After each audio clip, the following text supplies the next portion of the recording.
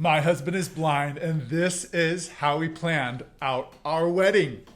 How did we do it, Paul? How did we do it? How did we pull off this wedding? We'd never been married before. It was our first. It was my first wedding. Was it yours? Actually, no, not technically, yes, but then I did pretend to get married to my neighbor many times at around the age of 6. Well, if I count all my 5 to 6 year old weddings, yeah, you were my 20th. But it was always to a woman or a girl, at least. Not a woman. But hopefully our friends were just girls They were our age. Yes. I was gonna say girls like us. Okay, this is off to a bad start. Restart. No, don't My restart. husband is... No, we're rolling with it. First, before we proceed, you're going to throw the link up for the whole series. Because we just did our proposal story. Catch up on that, because that's going to lead you right up to where we are picking up off today. That was very confusing. This is all very confusing, but I feel like we're just going to go with it. And I proposed, though. But wait, speaking of proposals, are you wearing your ring today? I'm wearing my ring today. You're wearing your ring today. Now, we mentioned at the end of the last installment that you... That was on the extended episode. No. It was at the end. Okay. This is... Okay. Just turn off the cameras. We're done. No, that you have a silicone allergy. And I noticed lots of people in the comments were like, well, wait, why did you get a silicone ring if you have a silicone allergy? I didn't know. I had a silicone allergy. So he can't wear the metal, can't wear the silicone. We're on the hunt. Wood has been suggested. I love that idea, but it seems like it would easily crack. Splinters. Ouch. We'll get there. I still like tattoos. Okay, Matthew, where should we start? So I proposed to you. You did. You'd given me 6 months. You said, if you don't we don't have to rehash in all 6 that. months, we're just going to plan our wedding. Right. So as soon as I proposed, you were like, great, now we can plan. I mean, this had given you the green light to move forward. Yeah, this was spring of 2019. I definitely was like, let's plan this wedding. I don't want one of these long, engagements, 3 years, like Roy and Pam. The Office reference, anybody out there? So I was like, yeah, let's start planning. How did you feel about it? Did you want to be fiancés for a while? No, not too long. I mean, I feel like those really long engagements kind of get weird, and a wedding already takes a long time just to plan. So I was like, let's get moving, because it's already going to be, it could easily be a year. Yeah, true. Just to get this going. And I don't know, I thought I would have more fun introducing you as my fiancé, but I actually didn't really get many opportunities, I don't think, to do that. But did you enjoy those few opportunities? I mean, yeah, that was fun. You like saying the word? For sure, yeah, that was a cool word. It's a French word. Did you say it with a French accent? I mean, I'm French. I'm Canadian, so that's just inherent. So say it DNA. American and then say it French Canadian. So say it American. Fiance. Fiance? Yeah, just fiance. We say fiance. No, I know. I'm kidding. Fiance. Now French Canadian. Oh, fiancé. Fion. You gotta go fion. Fiance. Okay. So a few times you got to do it. It made you feel good. Sure. Yeah. But I was like, okay, let's move it on. I want to call you my husband. I think I was more excited about that. Okay. So the first thing we did was probably start discussing when and where we wanted it to happen.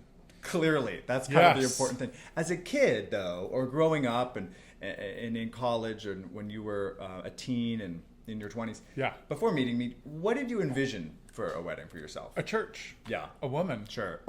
Yeah, of course. I mean, as a kid, it was a big church. There was lots of people. Kind of looked like, I don't know, probably when the royals get married. Wow, you wanted a big royal wedding. Well, that's what you imagine. That's what you imagine. And as a violinist, though, right. I played at hundreds of weddings. Sure. And as I got older and did more weddings, I got really turned off to the idea of all the pomp and circumstance. And all the silly little. To me, it just became a silly circus almost.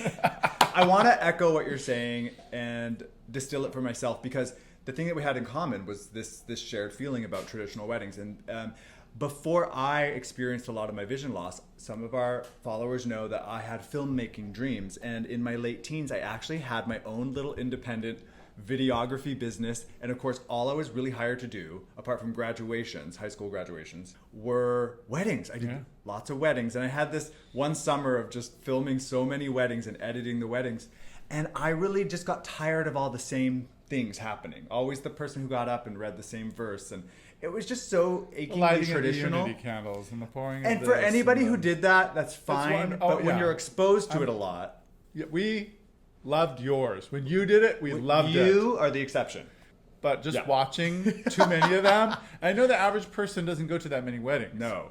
But when you're doing one every, or two or in sometimes a week. 3 in a weekend. Right.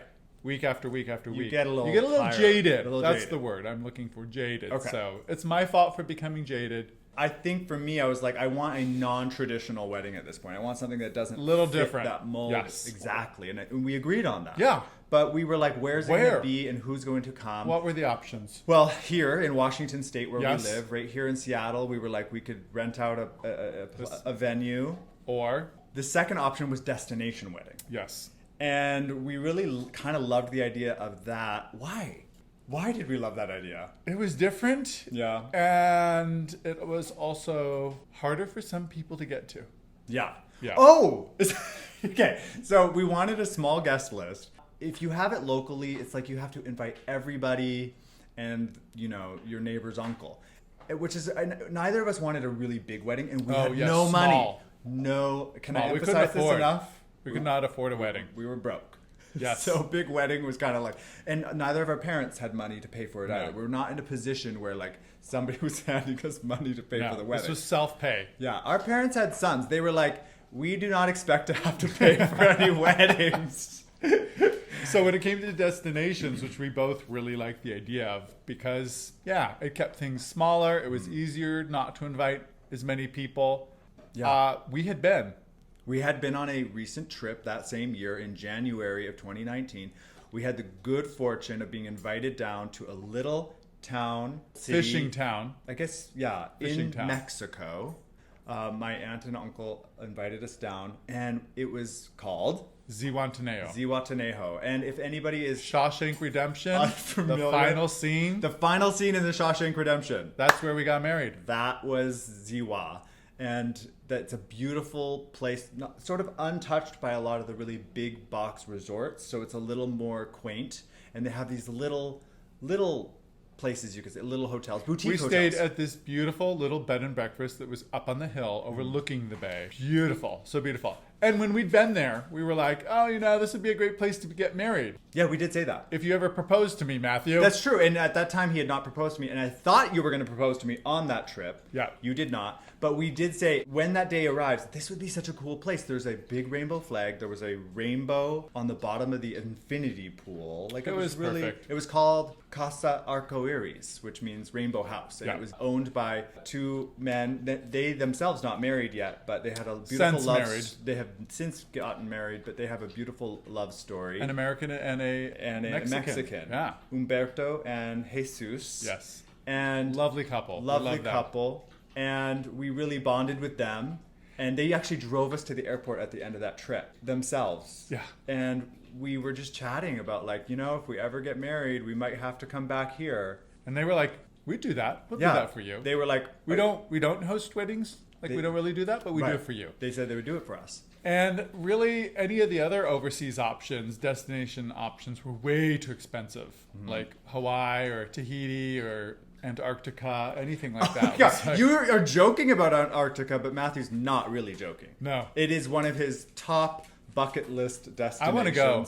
Actually, if we could have afforded that, that would have been amazing because penguins became an unintentional theme of our wedding. We ended up picking Zihuatanejo, and it was time to send out the invitations to invite a very small guest list because Jesus and Humberto said, yes, we'll host your wedding. Sorry, Maple is licking my feet.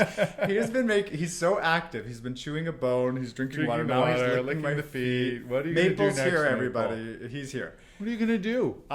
Sorry. Big sigh. Sorry to cut you off, but actually, they said, yes, we'll host it. We'll plan it for you. We picked a date, which was December 15th, and the reason we ended up picking December is that we both love Christmas time. And the family that we wanted to come to the wedding was already going to be in the Zihuatanejo already. So it was very convenient. So yeah, that's true. That is actually why we picked that specific date. Yeah. We liked that idea, and we had family that was going to be returning to Ziwa at that time, and we were like, okay, perfect. We'll plan it around their trip, and because it was important for them to be there, for both of us, that my aunt and uncle would be there because your uncle was going to officiate. We asked my uncle to officiate the wedding. Yeah. So, okay, Matthew. Yeah. This is all very exciting. Yeah. But we have to stop. Okay. I thought we could tell the whole planning story. Part 2 coming. Part 2 is coming next week. Next week. Okay. Absolutely, 100%. You guys, planning a wedding. It's a lot. Is a lot. There's a lot to consider. We just can't tell you the whole story over like one cup of coffee. No, and clearly we've had maybe too many cups of coffee. But I really want to talk next week about some of the things that I had to take into consideration as a person with a disability, especially when it comes to the wedding itself. So we'll get to that. But today on the extended episode, I do want to talk about those invitations, who they ended up getting sent out to. Because our guest list, need I remind you, was small. So we're going to talk about who was and wasn't invited. Oh, yeah. There were some people that were definitely not invited. Right.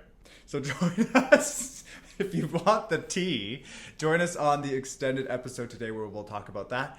And then come back next week where we will continue the wedding planning story. All right, Matthew, why don't you start? Yeah, so there were family members who were definitely not invited.